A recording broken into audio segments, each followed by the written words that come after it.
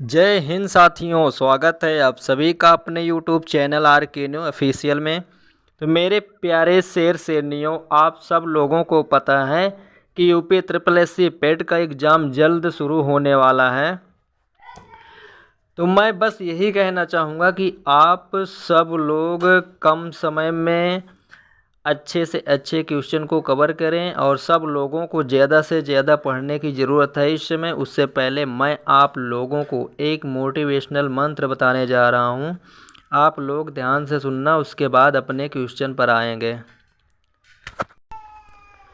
तू अपनी मंजिल को भुला के जिया तो क्या जिया, तू अपनी मंजिल को भुला के जिया तो क्या जिया, दम है तुझ में तो उसे पाके दिखा, लिख दे खून से अपनी कामयाबी की कहानी और बोल उस किस्मत को कि है दम तुझ में तो मिटा के दिखा।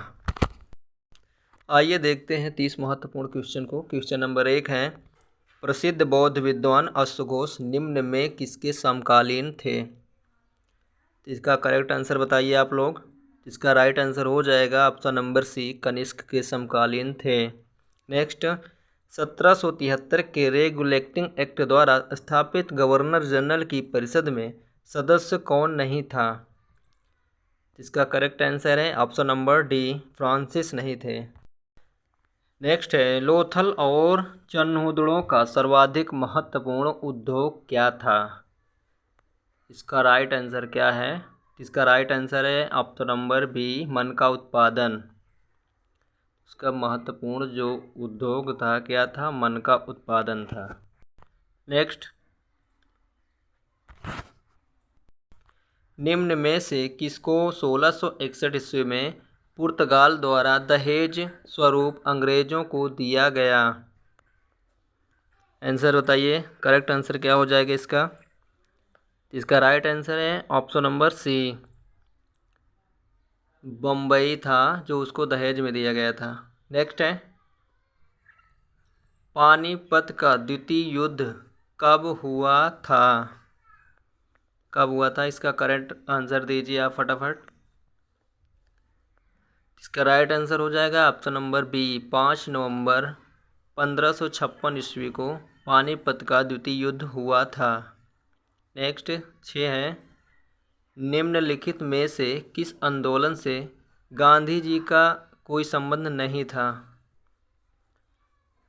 ऑप्शन नंबर ए है खिलाफत मूवमेंट, बी है स्वदेशी आंदोलन, सी है वैयक्तिक सत्याग्रह आंदोलन, डी है सविनय अवज्ञा आंदोलन। इसका करेक्ट आंसर हो जाएगा ऑप्शन नंबर बी, स्वदेशी आंदोलन से गांधी जी का कोई संबंध नहीं था। नेक्स्ट, निम्नलिखित में से किसने असहयोग आंदोलन के दौरान अपनी वकालत छोड़ दी थी। करेक्ट आंसर दीजिए फटाफट। क्वेश्चन नंबर 7 का आंसर क्या हो जाएगा। इसका राइट आंसर हो जाएगा ऑप्शन नंबर ए, असहयोग आंदोलन के दौरान जवाहरलाल नेहरू, मोतीलाल नेहरू, चित्तरंजन दास, राजेंद्र प्रसाद इत्यादि नेताओं ने अपनी वकालत छोड़ दी थी। नेक्स्ट 8वां है, निम्न में से किस आता है। तो इसका राइट आंसर हो जाएगा option number D, Abdul Gaffar Khan को जाना जाता है। इन्हें बहादुर खां के नाम से भी जाना जाता है। नेक्स्ट है, तिलक को भारतीय अशांति का जन्मदाता किसने कहा था। किसने कहा था। तो इसका करेक्ट आंसर हो जाएगा option number C, Valentine सिरोल। Next है, निम्नलिखित में से कौन सा सम्मिलित नहीं है। अभिनव भारत, वी.डी. सावरकर, बी है अनुशीलन समिति, बारिंद्र घोष, सी है मित्र मेला, बी.डी. सावरकर। एक ऑप्शन नहीं हुआ है, जो कि इसमें से तीनों जो है करेक्ट आंसर हैं। क्वेश्चन नंबर 11 को देखते हैं। एस्किमो क्या है। एस्किमो क्या है। एस्किमो एक मंगोलॉयड्स प्रजाति से संबंधित है। इसका करेक्ट आंसर क्या हो जाएगा, ऑप्शन नंबर डी। नेक्स्ट 12 है, निम्नलिखित पंक्तनों में से कौन लैगून पर विकसित किया गया है? इसका करेक्ट आंसर हो जाएगा ऑप्शन नंबर ए, कोच्चिपतन केरल के मालाबार तट के वेम्बानाद लैगून झील पर विकसित किया गया है। क्वेश्चन नंबर 13, स्वेज नहर निम्नलिखित में से किन सागरों को जोड़ती है? इसका करेक्ट आंसर हो जाएगा ऑप्शन नंबर बी, स्वेज नहर लाल सागर एवं भूमध्य सागर को जोड़ती है। इसका राइट आंसर हो जाएगा option number B, correct answer है। क्वेश्चन नंबर 14 है, निम्नलिखित में से कौन जायद की फसल है? तो इसका करेक्ट आंसर हो जाएगा ऑप्शन नंबर बी, सब्जियां। जायद की फसलों के अंतर्गत मुख्यतः सब्जियां आती हैं। ये फसलें मुख्यतः मार्च अप्रैल में बोई जाती हैं। नेक्स्ट, विश्व में चावल का बृहत्तम निर्यातक देश निम्न में कौन है? इसका करेक्ट आंसर क्या हो जाएगा? Option number B, Bharat. Bharat विश्व में चावल का बृहत्तम निर्यातक देश है। नेक्स्ट, क्वेश्चन नंबर 16, भारत का पहला जैविक राज्य है। भारत का पहला जैविक राज्य कौन सा है?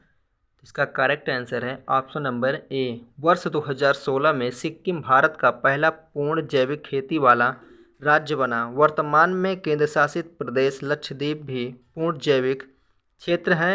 जैविक खेती के जनक अल्बर्ट डावर्ट हैं। नेक्स्ट, हरित क्रांति के घटक हैं। हरित क्रांति के घटक कौन से हैं? तो इसका राइट आंसर हो जाएगा ऑप्शन नंबर डी, उपर्युक्त सभी। एम.एस. स्वामीनाथन भारत के हरित क्रांति के जनक माने जाते हैं। नेक्स्ट है क्वेश्चन नंबर 18, भारतीय स्टेट बैंक की स्थापना निम्न में से किस वर्ष की गई थी? इसका करेक्ट आंसर हो जाएगा ऑप्शन नंबर बी, 1955। 1 जुलाई 1955 को भारतीय स्टेट बैंक SBI की स्थापना की गई है। नेक्स्ट है, प्रधानमंत्री श्रम योगी मानधन योजना किस प्रकार की योजना है? इसका करेक्ट आंसर हो जाएगा ऑप्शन नंबर ए, पेंशन। 15 फरवरी 2019 को प्रारंभ की गई श्रम योगी मानधन योजना असंगठित क्षेत्र के श्रमिकों के लिए एक पेंशन योजना है। नेक्स्ट है, वस्तु एवं सेवा कर प्रणाली GST भारत में लागू की गई थी। इसका करेक्ट आंसर है ऑप्शन नंबर बी, 1 जुलाई 2017 को। भारत में वस्तु एवं सेवा कर प्रणाली GST 1 जुलाई 2017 से लागू की गई। इसके लिए संविधान में 101वां संशोधन किया गया है। नेक्स्ट है, राज्यसभा के सदस्य चुने जाने के लिए न्यूनतम आयु क्या है? तो इसका करेक्ट आंसर हो जाएगा ऑप्शन नंबर बी, राज्यसभा एक स्थायी सदन है। राज्यसभा सदस्य चुने जाने के लिए न्यूनतम आयु 30 वर्ष व लोकसभा के लिए न्यूनतम आयु 25 वर्ष होनी चाहिए। नेक्स्ट, संविधान का अनुच्छेद 1 क्या घोषित करता है? इसका करेक्ट आंसर हो जाएगा ऑप्शन नंबर डी, संघ राज्य। भारतीय संविधान का अनुच्छेद 1 में कहा गया है कि इंडिया यानी भारत बजाय राज्यों के समूह के राज्यों का संघ होगा।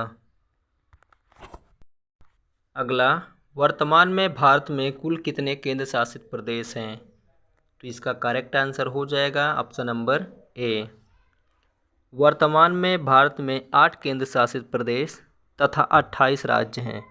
भारत के 8 केंद्र शासित प्रदेश दिल्ली, अंडमान व निकोबार द्वीप समूह, लक्षद्वीप, चंडीगढ़, पुदुचेरी, दमन व दीव तथा दादर एवं नगर हवेली, जम्मू एंड कश्मीर तथा लद्दाख। नेक्स्ट, संविधान सभा का अस्थायी अध्यक्ष कौन था?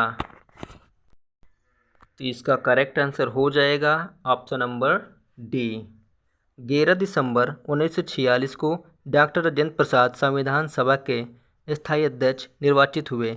9 दिसंबर 1946 को संविधान सभा की प्रथम बैठक में सच्चिदानंद सिन्हा को अस्थायी अध्यक्ष चुना गया था। क्वेश्चन नंबर 25, लोक लेखा समिति अपनी वार्षिक रिपोर्ट किसे पेश करती है?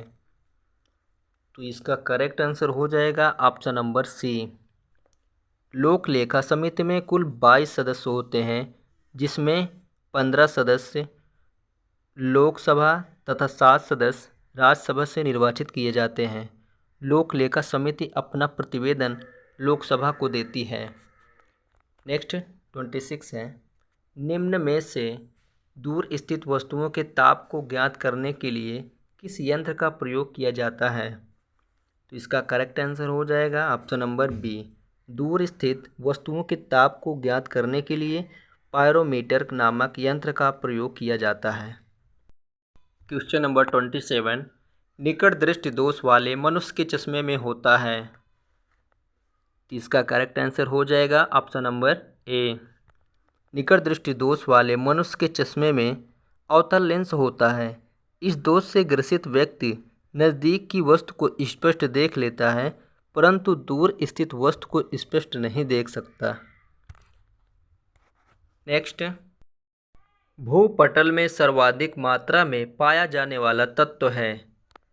तो इसका करेक्ट आंसर हो जाएगा ऑप्शन नंबर डी।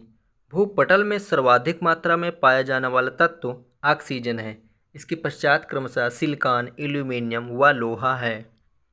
नेक्स्ट है, लाल रक्त कण का जीवन काल होता है।